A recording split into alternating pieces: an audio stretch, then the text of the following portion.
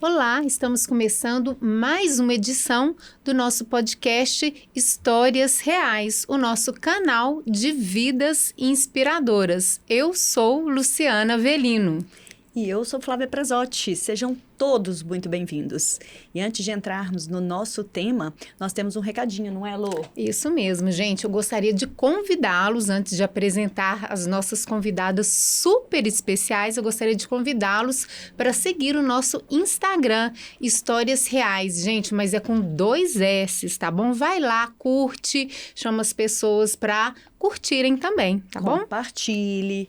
Leva lá o aviãozinho para todo mundo. E também, aproveitando, nós estamos também aqui no YouTube. É só se inscrever aqui, apertar o sininho, se inscrever e colocar o todos para você continuar recebendo nossos episódios. Também estamos no Spotify, Deezer e Podcast Apple. E também no TikTok, né, gente? Não dá para ficar de fora aí das redes sociais, o TikTok. Aqui a galera gosta de dançar, a gente dança também. Mas lembrando que TikTok não é mais dança. E tem muito conteúdo também e conteúdo com histórias reais. E para apresentar o nosso tema hoje, a Lu vai comentar aqui pra gente. O que nós estamos trazendo de conteúdo hoje, Lu? Gente, o nosso tema de hoje é dor e medo. Como que o autoconhecimento pode ajudar a trabalhar esses sentimentos? É isso aí, pessoal. E para falar sobre esse tema, dor e medo, como o autoconhecimento pode superar esses sentimentos, nós estamos com 2 entrevistadas aqui muito interessantes. Vamos lá, pessoal? Sejam muito bem-vindas. Nós estamos com a Lucimeia Reis e com a Malu Albuquerque. Sejam muito bem-vindas, viu, queridas? Muito obrigada, meninas. Obrigada pelo convite. A gente que agradece a presença. É um prazer estar aqui também. Gente, sejam muito, muito bem-vindas. E para a gente começar, eu queria que vocês mesmos se apresentassem. Quem é a Lucimeia Reis e quem é a Malu Albuquerque? Vou deixar a Lu começar. Perfeito, Malu. Bom, eu sou Lucimeia Reis, natural de São Sebastião do Paraíso, sul de Minas. E hoje estou, presidente da Rede SD Brasil. Estou presidente da ABFIN, que é a Associação Brasileira de Educação Financeira do Brasil. E trabalhamos muito para chegar, e daqui a pouco a gente vai falar um pouco sobre isso, como me tornei referência em autoconhecimento sistêmico financeiro, a partir dessa história aí que nós vamos falar um pouco daqui a pouco. Da sua história, né? Dos medos, das dores.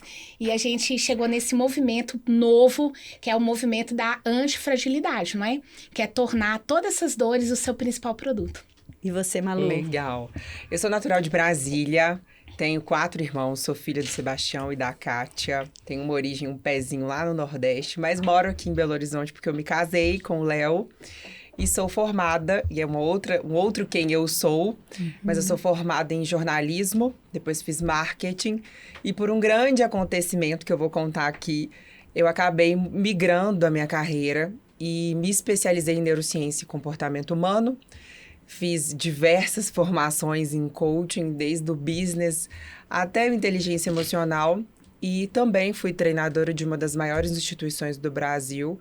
E tenho muito orgulho de dizer que depois disso, eu fiquei num ranking mundial de coaching e treinadora.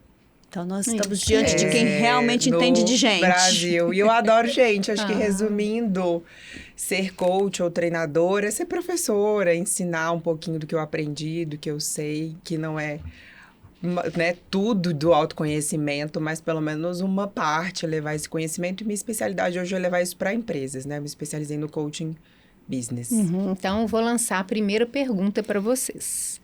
Como que vocês acreditam que o autoconhecimento, né, se ele é capaz, como ele é capaz de curar a dor e o medo das pessoas? Olha, para te responder isso, acho que eu vou lembrar da minha primeira sessão de coaching. Eu fui coach do Paulo Vieira, que é um grande treinador, né, que é uma pessoa que eu tenho a maior admiração no mundo. E ele me fez uma pergunta: quem é você, Malu? E nessa resposta, eu disse assim, eu sou formada em tal coisa, trabalho em tal lugar. E ele me perguntou assim, o que você faz, eu sei. Eu tô te perguntando quem é você, quem é a sua você. essência. quando eu não soube responder essa pergunta, eu decidi que a única coisa que eu ia querer fazer na minha vida naquele momento era descobrir quem era eu. E eu imergi nisso. Hoje tá muito essa palavra imersão, né? E eu fiquei 1 ano sabático, assim, descobrindo quem eu era. Porque todo o meu conhecimento estava em torno do que eu fazia. E eu me apoiava demais nisso, em estar entre as melhores, fazer o meu trabalho da melhor forma possível, ser muito perfeccionista naquilo que eu fazia e fazer da melhor forma possível. E eu descobri que não era nada daquilo. Que a minha identidade, o meu quem eu sou, ele deveria estar firmado naquilo que eu acredito a meu respeito. Mas eu não sabia mais o que eu acreditava a meu respeito. E esse quem eu sou, né, esse autoconhecimento, é que fortalece qualquer coisa que você for fazer na sua vida. Mas essa resposta está dentro de cada um. E então, você, o autoconhecimento é muito particular, né? E Lucimeia, também acredita que o autoconhecimento ele pode impedir com que dores e medos se transformem em tragédia, por exemplo? Depende. Se você estiver disposto a fazer esse movimento que eu chamo de volta para casa. Acho complicado você querer nascer daqui para frente. Na minha leitura pessoal e até nos livros, né, que eu escrevi, eu trago muito esse movimento do de volta para casa. É você olhar um pouco para a tua história, entender qual é a sua conexão ali com o seu parto. Você sabe tudo sobre o seu parto? Você sabe o que a sua mãe, ela pensava sobre a sua vinda para o mundo? Será que você foi uma pessoa amada ali desde o momento que foi concebido? Porque quando a gente está ali na vida adulta, você percebe que alguns vazios te assombram. E esses vazios, no geral, tá ligado ao que você viveu de 0 a 12 anos. Então, sempre a proposta é, você está disposto? Você tem coragem de fazer esse de volta para casa? Porque quando você tem coragem de ir lá, fazer as pazes com essa infância, com esse, né, com essa barriga, né, com esse olhar para a gestação da sua mãe, poder olhar para esse pai e para essa mãe, compreender e principalmente aceitar do jeito que foi, é possível que você consiga sim na fase adulta se curar. Pois é, porque no seu caso especificamente, você teve que voltar no passado, se entender, como a Malu falou que precisava se entender, você teve que se entender para superar muitas dores e medos. Eu queria que você contasse a sua história para quem está nos escutando. Que história é essa que fez você se transformar e foi obrigada a buscar essa transformação? E ter esse autoconhecimento. E hoje inspirar pessoas e ter um livro escrito, que eu quero depois que você mostre o livro aqui que está aqui na mesa. Já pode mostrar. Uma viagem espiritual para empreender, né? Ou seja, lá dos traumas de infância, você resgatou tudo para chegar a fazer o que você faz hoje, né? Que é ajudar... evoluir, que é um propósito de vida, né? Evoluir. Porque é um processo. Profissionalmente, pessoalmente. Porque, na verdade, e essa... fala da Malu, assim, você chega num momento que você tá ali, você ascendeu tecnicamente, você se considera uma ótima profissional, super competente, mas o que eu percebi em mim? Que eu tava vazia. Porque eu tinha feito um movimento de ascensão financeira, eu estava nos cargos que eu havia aspirado, mas por que eu ainda me sentia tão vazia? Vazia com a casa cheia, uma casa que para mim estava ótima, assim, perto do que eu já tinha passado, já tinha conquistado, né, os lugares e tinha viajado, feito as viagens que eu queria, e ainda assim eu me sentia extremamente vazia. Acho que nós podemos separar aí o material do espiritual, seria isso? Então, não separa, Flávia. Não separa, né? Não. Sabe por quê? Porque a gente é uma coisa só. E o que a gente vai entregar, e eu falo muito isso sobre o nosso produto, o que a gente vai entregar quando você se encontra, quando você faz o seu de volta para casa e você descobre quem você é, gente, tô arrepiada. Porque parece mesmo que o Espírito Santo vai operando, né, gente? Quando você percebe verdadeiramente quem você é e para que você veio, você vai transformar a sua carreira, o seu produto, a tua empresa em propósito, em movimento de transformação para outras pessoas, porque você está curada. E o que você tem para entregar é amor. Pois é, mas conta pra gente, porque eu acho que as pessoas não estão entendendo ainda o que você viveu, né? Sim. Conta a sua história. A sua história. que foi a sua história, né? Então. Sua mãe tentou te abortar, né? A sua mãe era uma mãe solteira, não era isso? Não tem toda essa história aí? Exatamente. Lu e Flávia, eu tô lá, né? Nessa busca, quando eu volto pra... Porque, na verdade, a gente nunca sabe, a gente nunca parou para perguntar como é que foi essa gestação. E um dia, né, fazendo um processo de constelação, eu faço esse de volta pro útero. E no útero eu percebo que é algo estranho, porque é muita dor, muito sofrimento. Então, eu fui perguntar para minha mãe, porque essa terapeuta, na época, falou, olha, seria interessante você perguntar como foi seu parto.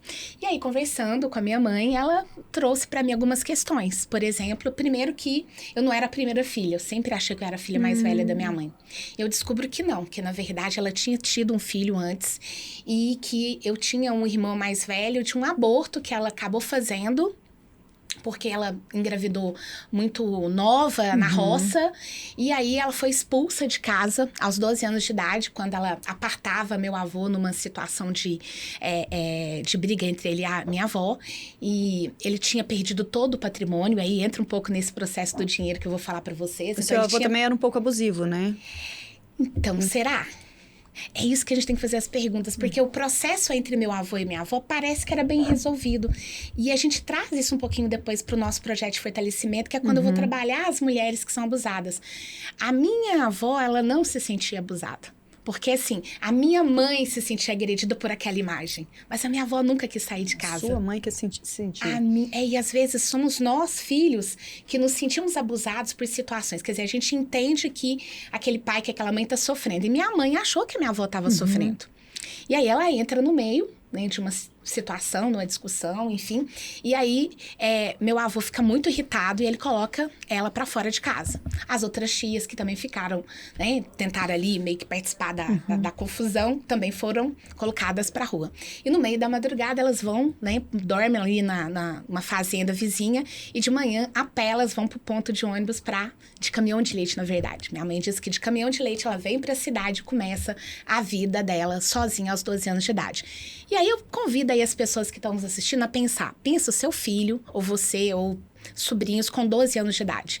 O que eles têm de maturidade para poder iniciar? Naquela época, algumas jovens já estavam maduras para trabalho. E quando ela vai para a cidade e começa a trabalhar, e é uma preta, né? Minha mãe, a minha linhagem materna é toda preta. E na linhagem da minha mãe tem a minha avó, que tem uma linhagem indígena. Minha avó era muito, parecia Pocahontas. E meu avô preto. E quando sua mãe ficou grávida de você, ela não sabia que o seu pai tinha outra família? Não. Na verdade, ela leva essa dor que eu quero chegar, Flávia, resumidamente, é que quando ela rompe com esse pai e ela vive vários abusos no trabalho, porque ela vai em troca de comida, enfim, ela vai trabalhar de empregada doméstica. Ela morava na casa de uma família em troca de comida? Ela foi morando em várias casas e como foi acontecendo muitos abusos, e você já estava na barriga dela nesse período? Não, ela ainda estava construindo os traumas dela. Porque dali pra frente começa a construir vários traumas e depois ela realmente começa a ir pra night e tudo mais e encontra alguém, que é o meu pai. E aí, esse pai, ele tava, na verdade, ali querendo só curtir, não era, né? Não queria algo mais profundo. E aí, ela se engravida. E quando ela vai contar pra esse homem que ela tava grávida, ele... Na verdade, ela descobre antes, tá, Flávia? Ela descobre, Lu, que indo numa mercearia, que a dona da mercearia era a esposa dele. E ela olha e vê os dois ali. Sim. E ela falou, estranho, porque ele era solteiro, né? E quando ela vai contar pra ele, e já sabendo que ele estava, né? Que ele tinha compromisso, tinha uma família, ele propõe... Ele já tinha filhos? Com essa família? Muitos filhos. Eu e tenho ela não 23 sabia, então, irmãos. De nada, nem... Não. 23 irmãos? 23 irmãos. De várias mulheres. Então, tinha várias famílias. Tinha várias mulheres, né? Várias. Famílias uma, né? Pelo jeito, né? Então, Flávia, você acredita que meu pai tinha famílias? Depois eu descubro isso. Que meu pai era um ótimo pai. Ele poderia não ser um bom... fidelizador de mulheres, mas era um ótimo amante para todas, porque todas se matavam por ele.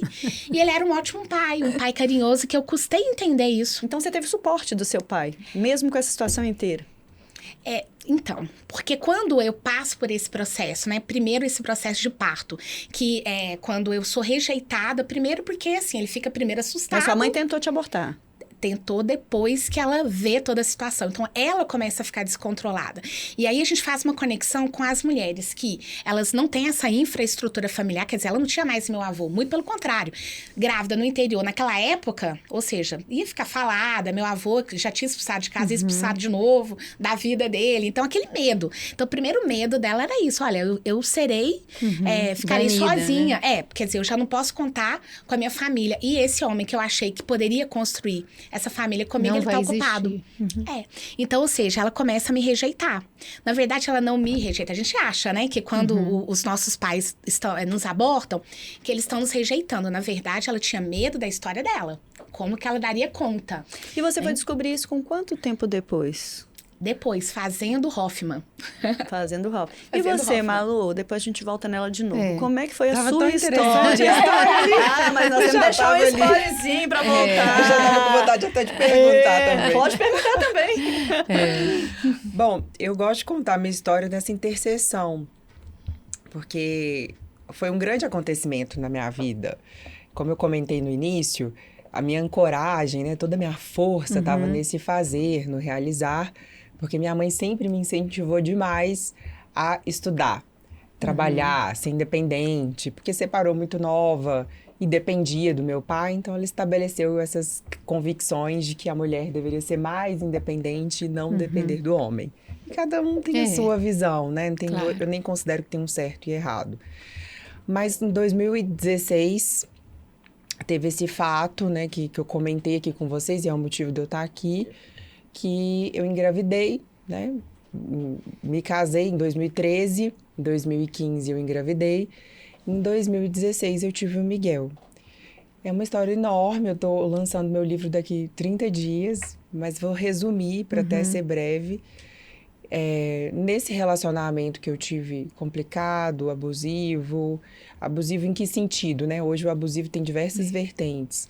No sentido de ser um relacionamento onde eu era privada, controlada, né? Com muito ciúme, eu considero isso um abuso, grito, nesse sentido, que me machucava demais. E com muitas idas e vindas, a gente já tinha se separado algumas vezes, ou pelo menos ensaiado, né, se separar. Eu engravidei e tive o Miguel. Como pelas minhas crenças e convicções, eu sempre quis muito ter uma família, eu naquele momento decidi que por mais que não tivesse um relacionamento agradável e bom, eu ia tentar fazer um 100%, 110, 120%, para que eu pudesse ali trazer pelo menos uma ideia de família para o meu filho. E foi ele estava com 2 meses e meio, um belo dia eu saí de casa, eu tinha uma assessoria de imprensa em Brasília, e nesse período, claro, né, eu estava em casa, cuidando do meu filho, tirei um período de afastamento, mas nem tanto, que a empresa era minha, então a gente não desliga. Colega de Obrigada. trabalho. E eu precisava Colegas. muito, né, estar Profissão. lá, era tudo muito presencial ainda, coisas que eu tinha que assinar, saí de casa e deixei o Miguel aos cuidados do pai. Tava uma pessoa que cuidava da minha casa, assim, não era uma pessoa fixa, mas ela ia com uma certa frequência, às vezes me ajudava também com o Miguel, até que eu saí e voltei. E quando eu voltei, depois de 2 horas, eu era uma casa, né? Então, só para tentar ilustrar na mente de vocês, era uma casa. Então, assim que eu estacionei meu carro na garagem, eu vi a porta, né? Dava para já ver a porta da casa. Ele sai correndo com meu filho no braço e a primeira informação que eu tive é: o Miguel caiu. Naquele momento, eu vi toda a cena, o Miguel já meio roxinho, desacordado. Eu desci do carro com uma bolsa, eu tava com meu computador e uma bolsa, e fui andando, tentando, né? Caí no meio do caminho, não consegui nem chegar lá na porta da minha casa, e perguntando para ele o que estava acontecendo. Naquele momento ali, meu mundo desabou. Eu não sabia, né, o que tinha acontecido. A informação O era Miguel essa. tinha quantos meses? 2 meses e meio. 2 meses e meio. E ele nasceu enorme. Ele nasceu com 3,950 kg. Então, ele era um bebezão mesmo. Eu sou alta, né? O pai dele era alto também. E aí entramos no carro, fomos pro hospital, que da minha casa até esse hospital, que era o mais próximo, dava mais ou menos uns 10 minutos. No meio desse caminho, a gente encontrou um policial, eu buzinei, ele viu que estava tendo alguma coisa em pânico ali no carro, começou a abrir o caminho, chegamos mais rápido. E ali, assim que eu estacionei o carro, já estava aquele clima de pânico. Uma equipe foi receber a gente, viu que era um bebê. E não era um hospital que tinha pronto-socorro pediátrico, mas eles receberam o Miguel e fizeram tudo de possível e imaginável para a ressuscitação dele, para amparar, né, para os primeiros socorros. Naquele meio do caminho, eu não tinha perdido meu telefone celular. Eu peguei o telefone de alguém, liguei pro meu pai, que eu sabia o número de call, pedi para ele ligar pra minha mãe. E passou-se ali mais ou menos uns 15, 20 minutos, todo mundo começaram a chegar várias e várias pessoas no hospital, até que depois de 1 hora, eu nem sei contar quantas pessoas tinham mais. E no meio desse caminho, nesses 60 minutos, né, que a gente fica ali em média esperando notícias do Miguel, aconteceram diversas coisas, tipo, da entrada no convênio, da entrada nos protocolos médicos, meu nome. Ele veio a falecer nesse dia? No dia. No mesmo dia? Depois nós soubemos pelo laudo, né? Depois ele vai para o IML, o corpo foi para o IML, que ele já tinha chegado sem vida. Então, mesmo assim, eles tentaram recuperar os sinais vitais, né? E tudo mais. E nesses 50 minutos de pânico, parece que foram 15 minutos, 10 minutos. Eu ia no pai dele, perguntava o que tinha acontecido, ele me explicava uma coisa, daqui a pouco ele tentava contar uma outra história, complementando aquela outra, mas eu já não achava que fazia sentido, mas ao mesmo tempo eu não queria perder o fio do que ele estava me contando. Isso foi 2016 que você falou? Você estava com quantos anos? 29. 29 anos. Com 36, faço 37 agora, no final do ano, dezembro. Então foi basicamente, rapidamente isso. Ao contrário dela, né, que foi a mãe dela que tentou tirar a vida dela, você perdeu o filho. Perdi meu filho. E ambas são situações Trágicas, que vêm, né? são tragédias e são muita dor, né, gente? Dor. E aí, como que vocês conseguiram, né, Ressignificar voltando de novo, isso, né? ressignificar, exatamente, voltando em você, para você continuar a sua historinha lá, porque eu queria segurar mesmo para poder Chegar dar curiosidade, nesse ponto. chegar nesse ponto. Então, na verdade, então, quando a gente consegue chegar até o final da gestação, e chegar mesmo, por quê? Porque foi uma mistura de tentativas de suicídio misturado com tentativas de aborto. Porque nessa confusão de não entender bem como que ela iria resolver... Ela tentava tirar a vida dela. Porque como ela estava num relacionamento... explica melhor. Porque ela vira amante do meu pai. Então, nessa história de se tornar amante do meu pai, ela começa a descobrir que, na verdade, ele não era de uma, era... Enfim, que ela ia sofrer muito. Então, ela começa o quê? Ela fica na dúvida entre, assim, eu dou conta de ser mãe, e aí naquela época eu tomava aqueles chás, né, de canela, um monte de coisa de roça, misturado com tentativas de suicídio. E depois que eu consigo nascer, a minha mãe passa uma boa parte da minha infância tentando suicídios. Então, todas as vezes então você que... viu essa cena várias vezes. Tanto que eu ficava na escola e a porta abria, eu já gelava, porque eu tinha medo do que eles iriam fazer. Né? Associava, porque sempre era a diretora falando, olha, você tem que ir embora pra casa, porque aconteceu uma fatalidade e você tem que ir lá pro hospital. Então... O que eu percebia? Que, primeiro, a leitura de uma criança. Eu não sou importante para essa família e parece que eu vim para atrapalhar alguma coisa. Né? Então, a leitura que você tem de criança é que você não é importante. E aí, eu percebia com o meu egoísmo de que eu precisava segurar essa mãe. Porque com quem que eu vou ficar? Porque aos 6 anos era só você e ela. Na verdade, tinha minha avó, e depois a gente consegue, né, conviver com a minha avó e tudo mais, mas aí minha avó falece. E aquela avó que poderia talvez ser um lugar seguro, caso a minha mãe realmente, né, ela suicidasse e não voltasse um dia, numa dessas tentativas, a minha avó falece. Então eu começo a ficar assim, não, caramba, eu preciso de ajudar essa mãe a ficar. E aí eu me torno a mãe da minha mãe. Então, fico quase que a minha infância inteira, de 0 a 12 anos, cuidando dessa mãe e tentando fazê-la cuidar de mim. Sem saber de nada, sem se autoconhecer. E Não, como é que virou não. chavinha? Então, aí acontece uma outra fatalidade, que eu começo a ser abusada aos 5 anos de idade. Nossa, mãe. Porque com toda essa lei, nesse olhar que a minha mãe tinha para o pai dela, e na verdade ela ressignificava esse olhar para o pai, para esse homem, que era 20 Quem que era o anos homem mais que... O meu pai. O seu pai. O meu pai, porque meu pai era 20 anos mais Mas velho ele não que ela. vivia na mesma casa, ele ia de vez em quando Ele ia, lá. porque toda casa, assim, que é na verdade, você é amante, assim, Entendi. ele vai lá, fica, depois vai lá, visita as outras. Então, ele não deixava de ir, mas ele ia pontualmente, batia o Você ponto com e 5 embora. anos, ele começou a te abusar sexualmente?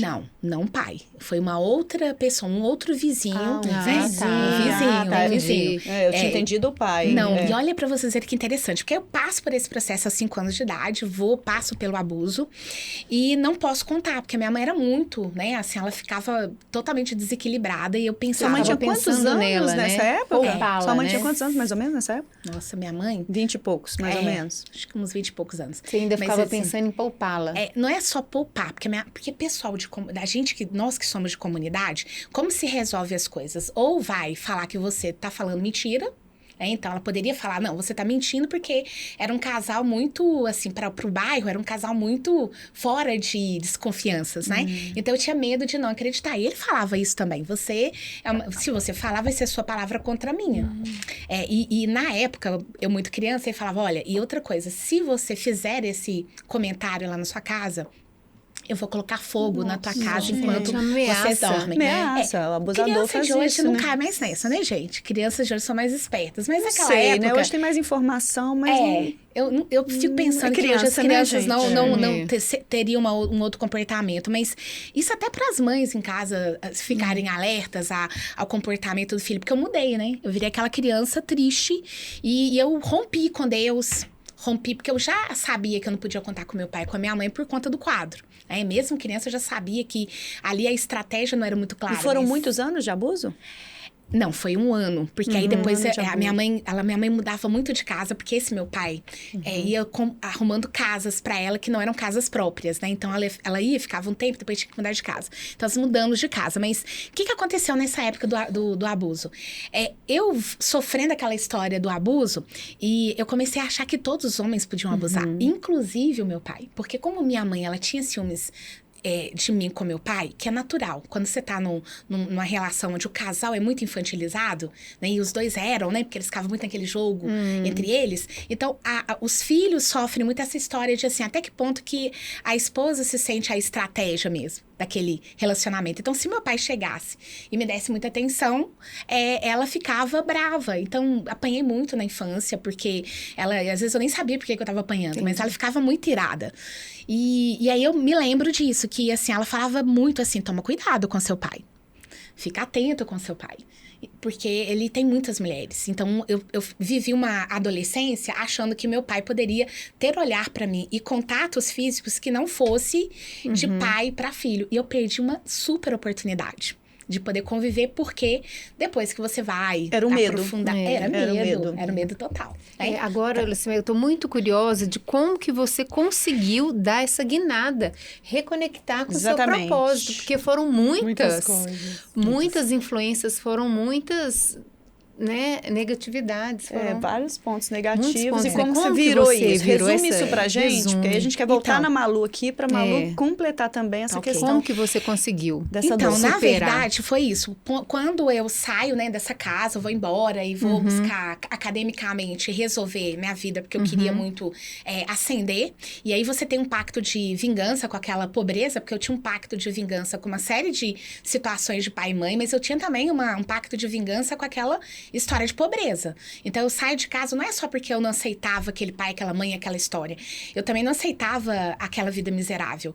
E aí, eu quis vir embora. Aí, eu vim pra capital pra poder tentar uma outra oportunidade de vida, de escola, de carreira. E eu consigo vencer. Eu consigo chegar nos melhores cargos, trabalhei, Nossa. né, em empresas assim, renomadas, me tornei uma executiva de sucesso. Só que, apesar da minha Lançou o ascensão... livro, né? Viagem Espiritual para Empreender, que a gente quer entender também o que é esse livro. Então, Mas eu tô só falando que, das assim, só como que você superou essa parte, assim, Então, mas pessoal? foi exatamente isso. Quando eu chego nesse auge é que eu descubro que não era possível, não era suficiente. Como a Malu, você também fez vários processos sistêmicos, assim, de terapia, só de quando eu buscar percebi que o dinheiro... essa imersão ou não? Porque, não sei a Malu, mas eu, por exemplo, vim de comunidade. Então, assim, sem grana. Então, eu queria primeiro era o dinheiro mesmo. Então, assim, eu não estava Entendi. preocupada ainda com evolução, nada disso. Só que aí, quando eu ganho o dinheiro e começo a ter acesso às coisas, viagens e tudo mais, eu começo a perceber que não era o dinheiro. Eu comecei a me sentir vazia. Aí eu começo a buscar. Eu falo, não, tem alguma coisa estranha, porque eu me sinto muito vazia. Eu saboto meu casamento, eu saboto minha relação com os homens, eu saboto a minha prosperidade. Eu era eu tinha um processo de sabotagem muito grande. E minha vida era aquela vida muito pesada. Pra mim, tudo era muito exaustivo pra conquistar. E aí eu comecei a questionar, falei, caramba, peraí. E aí eu lembro que eu fui fazer o Hoffman, foi o primeiro processo. Então foi o Hoffman que te ajudou nesse processo? Foi o primeiro processo, o primeiro processo foi o Hoffman. A primeira... Ver o que estava acontecendo. Porque eu já tinha casado, já tinha vivido abuso no casamento, né, sofri violência doméstica no primeiro casamento. E aí eu comecei até a questionar, falei, caramba, Deus, eu vim só pra levar ferrada, né? Porque assim, é um monte de situações. E aí você começa a perceber primeiro isso, que tem alguma coisa que você precisa de fazer em você. E quando eu trago isso pra mim, eu começo a fazer esses movimentos de autoconhecimento. Se autoconhecer e partir começa no Hoffman, depois inclusive fui ajudar pras outras constelações. pessoas, né? Outras mulheres, inclusive, Depois. né? Não, Tá. primeiro eu fui buscar essa minha cura. Pra você. E a Pra Malu? mim. Malu, e você? Né? Porque você contou essa história do seu filho, né? Do Miguel. Do Miguel, meus sentimentos, inclusive, é uma dor que eu acredito que você Obrigada. leve isso pro resto da Pra vida, né? Pra sempre. sempre. Não tem como a gente falar assim, esqueço, isso não esquece, né? Possível. E aí, depois dessa situação toda, você conseguiu buscar apoio de que forma? Primeiro e no como se coaching. transformou? Primeiro no coaching, eu tinha uma consciência, eu sempre fui muito consciente. Eu tinha consciência que eu não estava bem. E eu conversei com uma amiga, falei assim, se eu não parar agora e alguém me ajudar, eu vou ladeira abaixo.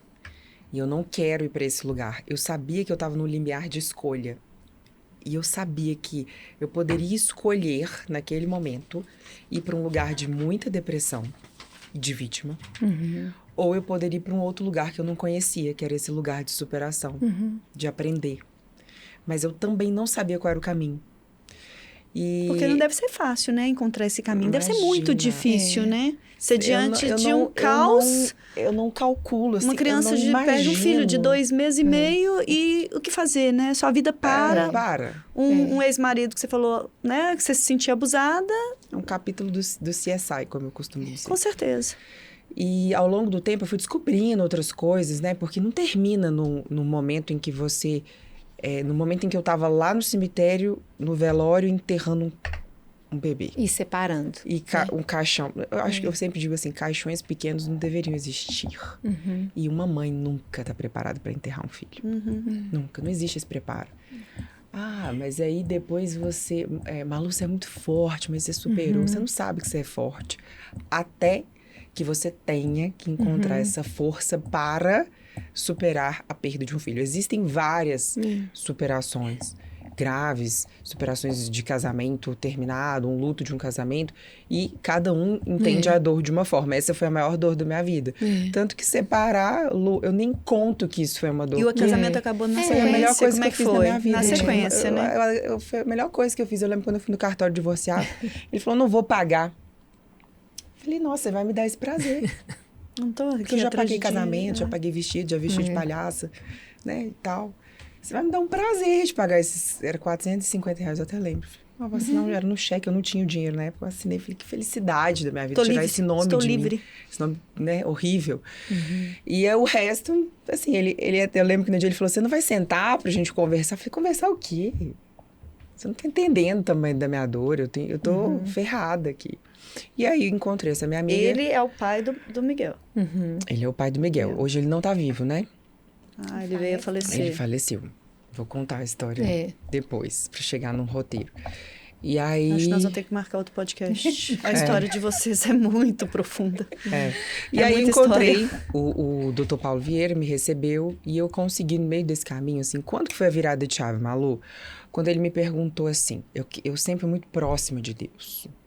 E o meu grande questionamento era, por que você não me avisou, Deus? Mas por quê? Como assim? Não, tudo bem, tem gente que peca, mas qual foi o pecado que eu fiz? Eu não tô entendendo. Deve ter sido muito grave. Eu não tô entendendo. Eu tô tentando buscar na minha memória o que eu fiz de tão errado para receber tamanha Você punição. se culpou? Demais. Malu. Demais. Por muitos anos. Muitos. Demais. E somente depois que você entrou por na que que eu imersão saí que de você casa, conseguiu... Por que eu não levei ele? Por que eu não deixei ele com a minha mãe? Mas isso é coisa de mãe, normal. Milhões de coisas. Né? Mas... As mães se culpam, Demais. né? Normalmente. Mas isso... Aí, enfim, passei por muitos processos de culpa. Aí, quando ele me perguntou assim, tá bom, Malu, mas vamos lá, então, já que você... Eu sempre fui muito questionadora. Se você, então, Deus tivesse te falado que o Miguel viria, que você iria engravidar, que você iria casar com essa pessoa, engravidar dessa forma, passar por tudo que você passou e teria o Miguel, você aceitaria? Aí eu falei, sim. Sim. Porque eu conheci o maior amor do mundo. Eu sou outra O pessoa. ser mãe É. e a perda. Eu As sou duas outra coisas. pessoa. Não existe... Ah, Malu sempre foi... Não tô falando que eu era uma pessoa ruim, não. Mas meu senso de humanidade, empatia, de parar e ouvir uma história, me interessar genuinamente... Você teve que ir por lá uma no fundo do pessoa. poço para você se transformar numa outra pessoa. Outra pessoa. E não me considero que eu era uma pessoa ruim. Talvez menos legal do que eu sou hoje. Mas hoje eu tenho, assim, um interesse genuíno por ajudar as pessoas, por ver quem elas são de fato. E aí você encontrou seu propósito. Hoje você ajuda pessoas, Mas não é até isso? então eu não sabia. Aí, tá? Ela já tá Mas- chorando. Ela chora todos os programas. Não, alguns. Alguns. Mas o daqui é de chorar É. mesmo. Das duas, história das Mas duas. até então eu não sabia qual que era o meu propósito. Na verdade, eu não estava nem preocupada com isso. Essa coisa dessa busca por propósito, busca por... Você nem tava pensando, Não tava né? nem aí. Não sabia nem o Não que tava era nem aí. isso, né? Pra ser É. sincera, o que é isso? né? Não, eu tava fazendo os meus cursos, eu adorava, e alguém me pedia ajuda e eu falava assim, eu te ajudo. Não, vem cá, você não tá entendendo, Então vem foi cá entrando que eu no te natural na explico. sua vida? Totalmente. Ajudar as pessoas com o Totalmente. seu trabalho? Totalmente. Foram os meus professores que falavam assim, você leva jeito demais pra dar aula, pra explicar, você tem uma Inclusive, paciência. tem o livro, você vai... No livro tá inserido cursos, não é? Aham, tem. Conta um pouquinho Eu fiz alguns disso, né? cursos. Eu Para já fiz vários capacitar as pessoas, né? Pra mostrar. Eu fiz um curso que chama Jornada de Propósito, aí lá eu falo da jornada do propósito, por quê? Acabou que as pessoas se identificaram com esse negócio de propósito e querem saber. Mas É, quando você não tá em busca do propósito, você já tem um propósito, que é achar o seu. isso. E ali eu comecei a tentar ajudar as pessoas de alguma forma, fazendo com que elas voltassem para esse lugar de quem sou eu? Essa resposta básica, mas que não é simples, né? Ninguém responde, né? É. Que é difícil de responder, ou é dolorida, ou você tem que olhar muito no espelho, ou você tem que olhar muito pro passado, ou você tem que fazer as pazes com quem você não tá afim, tipo um pai, uma mãe que né, te rejeitou, abusou, sumiu. E esse fazer Então, as pazes ambas passa entendem por- que hoje, pelo que vocês passaram, que o autoconhecimento, quando você busca ele e se entende, ele te transforma numa pessoa emocionalmente mais forte. Absolutamente. Porque E você uma também, coisa que me Luciméia? chamou atenção, Flávia, dela falando do... Não, a Da- Luciméia discorda. Peraí, É. deixa eu entender ali a Não, visão. porque na verdade, na minha visão, eu tinha que fazer essas pazes verdadeiramente com esse passado. Eu precisava de acolher esse útero, eu precisava de acolher esse abusador, eu precisava de acolher esse pai. E enquanto eu não fiz as pazes com tudo, inclusive com a ancestralidade, de querer ser preta, de ter a origem e eu poder honrar, sabe? A única coisa que eu não fiz as pazes ainda foi com as minhas raízes, né? Que minhas raízes do cabelo, principalmente. Que eu ainda não tive, né? Não tive coragem ainda de deixar os meus cabelos da maneira que realmente é a nossa origem. E o que eu coloco é isso, é que assim, pra mim, o de volta pra casa é você fazer o de volta para dentro de você, para você poder olhar para essa criança e acolher essa criança que está dentro de você. E dentro desse olhar, você dizer para ela que tá tudo certo. Pois é, mas depois que você se Mas autoconheceu... isso não seria um autoconhecimento, Exatamente. não? Então, você- mas aí o processo que eu tô querendo trazer para vocês é que eu saio dessa infantilização e vitimização de achar que a história é triste. Não é uma história triste, ela é uma história. E que eu não seria o que eu sou, não teria os produtos que eu tenho, porque eu transformei toda essas dores e em conhecimento, porque eu comecei a perceber o seguinte, que parte da minha vida, ela foi de vitimismo, de infantilização, nas minhas relações profissionais, na minha relação com os meus cônjuges, meu primeiro marido, que eu separei, depois com meu segundo, que eu quase estraguei meu segundo casamento, porque eu não me entendia. E quando você não se entende... Isso que eu tô Mas falando, é isso que a entrou o Flávia autoconhecimento, disse. né? E ao entrar esse autoconhecimento, você não acha que você se transformou em outra mulher? Eu acho que Porque hoje antes, você é empreendedora, você escreveu um livro que é o Empreender, né? Uma viagem espiritual para empreender, que Sim. traz a sua história, né? Que é essa que você está contando aqui no podcast, histórias Sim. de outras mulheres, né? De outras... Sim. Eu só acho, Flávia, que assim, não é raso, assim, porque senão as pessoas, elas vão pro... Eu acho que tem que fazer algo assim, ligado à aceitação, à fé, entrega, confiança. Malu falou muito sobre essa mistura, porque na verdade, literalmente, primeiro você aceita que é assim mesmo. E pronto, acabou. Para de choramingar por conta disso. Para de ser vítima. Para de ser vítima. E outra coisa, volta para esse processo e tenta se adultizar. Porque aí você tá na fase adulta, mas comportando como criança, na maneira de lidar com o dinheiro. No meu caso aqui específico, que eu trabalho com a terapia financeira. Então, ou seja, não dá para poder ajudar uma pessoa a ascender financeiramente se ela tem comportamento infantilizado ou vitimizado. Não existe fluidez para prosperar quando você não consegue olhar para trás. E dar Então, conta é das exatamente coisas. isso. Esse é o autoconhecimento, é exato. se conhecer. Mas essa mistura, porque é o que eu tento colocar. Falar, porque eu, inclusive, defendo a metodologia do autoconhecimento sistêmico financeiro.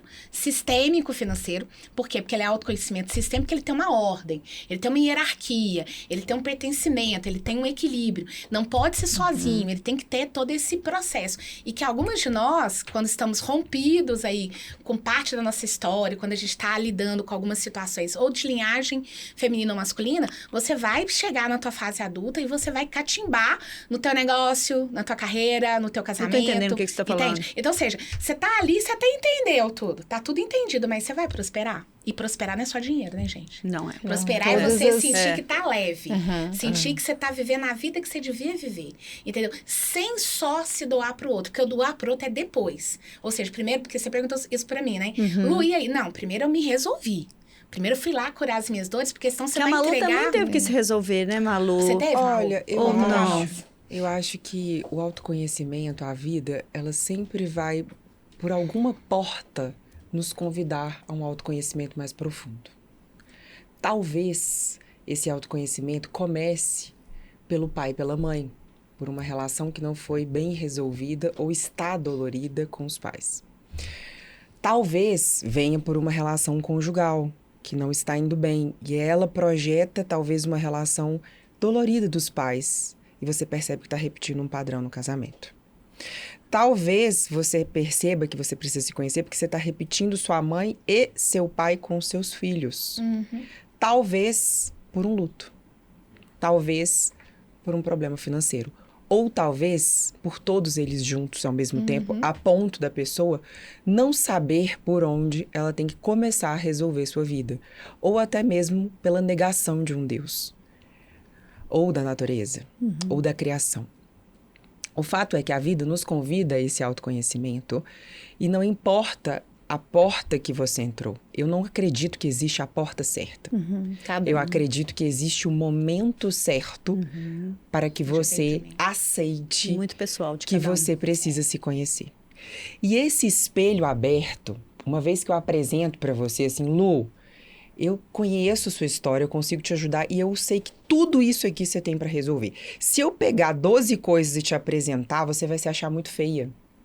Isso é muito dolorido. Tem que ser aos poucos. Então, esse processo de autoconhecimento, ele é contínuo. Ele não termina. Malu, você tem filhos hoje? Não. Não por uma opção mesmo, assim, não, eu não quis fazer uma substituição. E ser muito consciente nessa escolha. E um momento também, né? Respeitar o momento do meu marido, do Léo. E, assim, a gente está no momento de pensar já, né? De já organizar isso. Eu sou bem organizada, sou muito disciplinada, sou muito planejada com as minhas coisas. E esse foi um dos pontos que favoreceu, que me ajudou a superar.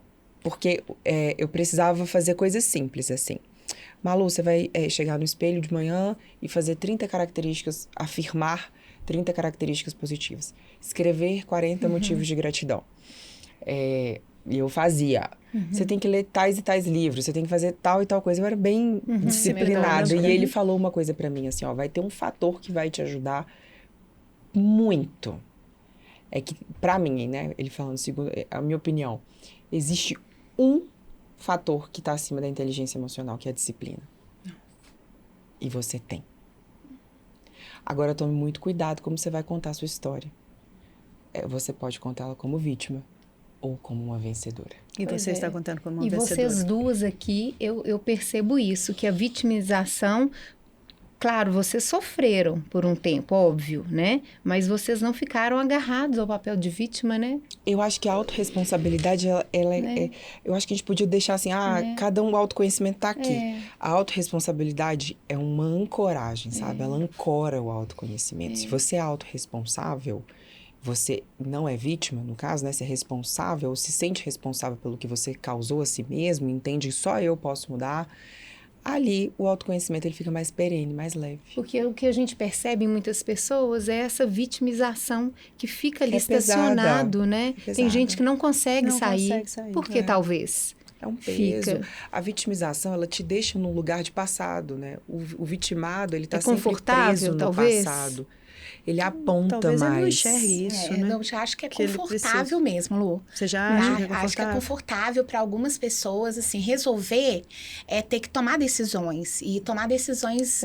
Estar adulto na vida... Estar adulto na vida dói, sabe? Porque estar adulto é você ter que tomar algumas decisões e responsabilidades que, de repente, ficar ali naquele lugar de infantilização de vítima é mais confortável. Agora, quando você está adulto, você... sabe tomar as decisões corretas, você vai buscar a melhor estratégia. Por isso que quando a Malu falou assim, e aí o problema financeiro é um dos... Não, na verdade, para mim, o problema financeiro, ele acontece quando você está completamente desequilibrado do seu adulto. Quando você não está adultizado, você vai sim estourar teu cartão, você vai sim tomar atitudes assim acima da sua capacidade, você não vai planejar a sua vida financeira.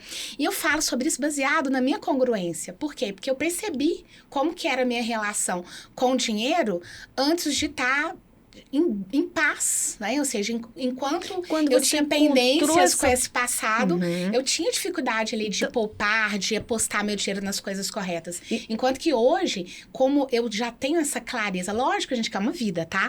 É uma vida, a gente buscando se curar de um monte de coisas. Porque eu falo que você vai, aos poucos, descobrindo tudo que você tem que se curar, uma vida para se curar. Mas na parte financeira, eu comecei a perceber que é muito mais leve do que a gente imagina. Então, quando eu trago nos livros, né, tanto no livro do Viagem Espiritual para Empreender, como no livro das ODS, onde eu falo que as ODS, na verdade as EDGs, né, que é o ODS 0, você primeiro ter congruência assim, de o que você é quando você fecha a porta. Será que você economiza porque você só é uma pessoa, como diz a Malu, disciplinada, ou você tem uma consciência espiritual de que isso aqui tudo é nosso e que a gente precisa realmente olhar. Então, aqui nas ODS, vocês vão perceber assim, que a gente está falando muito, não só eu, mas vários conteudistas sobre isso, sobre a gente pensar que prosperidade, que ascensão financeira, ela está muito ligada à nossa história primeiro, de nós com nós mesmos. Por isso que tudo ele se fecha nesse autoconhecimento. Perfeito, gente. Pois é, nós infelizmente, muitas histórias. Eu acho que nós vamos ter que trazer a Malu sozinha, trazer você sozinha. Vamos combinar, né? Os dois são muito profundos. Maravilhoso, maravilhoso. Então, enquanto a Lu faz vocês tirar uma cartinha aí, eu já vou aqui agradecer os nossos apoiadores, que é a Presote Comunicação, que é a minha agência de comunicação corporativa, com 26 anos de mercado, com atendimento aí norte a sul do país, na área de relações públicas, assessoria de imprensa, gestão de crise de imagem e reputação. Somos colegas, viu, Malu? Produção de conteúdo, jornalística online, offline. E é isso aí, pessoal. E a Droga Norte, com 50 anos de mercado, com atendimento aí em Contagem, né? Com sede, né? Em Contagem e Belo Horizonte. Nossa. E aí, o que saiu para vocês aí? Pra Ai, gente tô já ir terminando. Quem vai contar o que aí? Adorei Mas eu o queria meu. falar do projeto Alumni com você, eu queria falar do projeto Helenas, Ai, tinha eu muita queria coisa, entender né? mais coisa da Lá do Malu. mundo. Mas Gente, muito a ver. Nossa, tô aqui até no Histórias Reais, emocionada. quando vocês tiram essas cartinhas, parece que a falar gente o tem seu. uma Doce. bolinha de cristal. Que já Sai- define Nossa, tudo. tô até né? emocionada. Fala o seu Tudo a ver, Instagram, vou até tirar uma Malu. foto. Tudo a ver com o que a gente Com conversou a aqui? vida. Com a sua vida. Doçura, que é o que eu Doçura. acredito. Viver com suavidade, com delicadeza, enxergar o outro com ternura. Exercer o cuidar, mover-se pela vida com leveza. Exercitar a sutileza, conviver com tolerância e tratar a si mesmo com carinho. Não, maravilhoso. Exatamente o que você falou aqui, né? Que você se transformou numa pessoa melhor, vou tirar mais uma foto. humana, mas... é E isso o aí, seu muito legal. Instagram, Malu? Malu Albuquerque. Quem quiser me seguir. Com Gente. um L, né? Malu com Só um L. com L. Albuquerque. Olha que maravilhoso. Prudência. E aí? Olha só o que fala. A arte de ouvir antes de agir, de compreender os sinais, de agir com a alma. Nossa, acredito demais nisso. De cultivar a serenidade. A gente falou muito da leveza, né? Falamos. O tempo todo aqui. De caminhar no equilíbrio. A arte de compreender e respeitar o ritmo da vida. De compreender e respeitar o momento certo. A arte de praticar a ação correta. Ou seja, os valores humanos, né? Retidão, bondade, verdade, beleza. Então, assim, nossa, super grata. E o seu Instagram? Meu Instagram é Lucimeia Reis. Lucimeia.reis. Meninas, Gente, então, muito, gente, muito Foi um prazer, obrigada, viu, Lu. gente? Foi- Muito obrigada. Foi um prazer Obrigada enorme. Pra vocês. Obrigada, Lu. Muito bom, muito Eu bom. desejo Um muito pouquinho da força sucesso. dessas meninas. Gente, É, eu e quero força deixar e isso de parabéns pelo presente pra trabalho de vocês. ambas, né? Esse Porque tem um Obrigada. trabalho maravilhoso aí. O Viagem Espiritual pra Flavinha, Obrigada. as ODSs pra Lu. Ah, Depois muito a gente troca obrigada. pra ler, E você viu? lançando o livro. Tô Volte lançando. aqui. Voltar, né? Nos avisa pra você voltar Volto. aqui, porque sua Vai ser um história tem muita prazer. coisa pra contar também. E, gente, parabéns pelo espaço, pela empatia, né? Pela essa habilidade de conduzir. Vocês se conduziram perfeitamente bem. Obrigada mesmo pelo convite.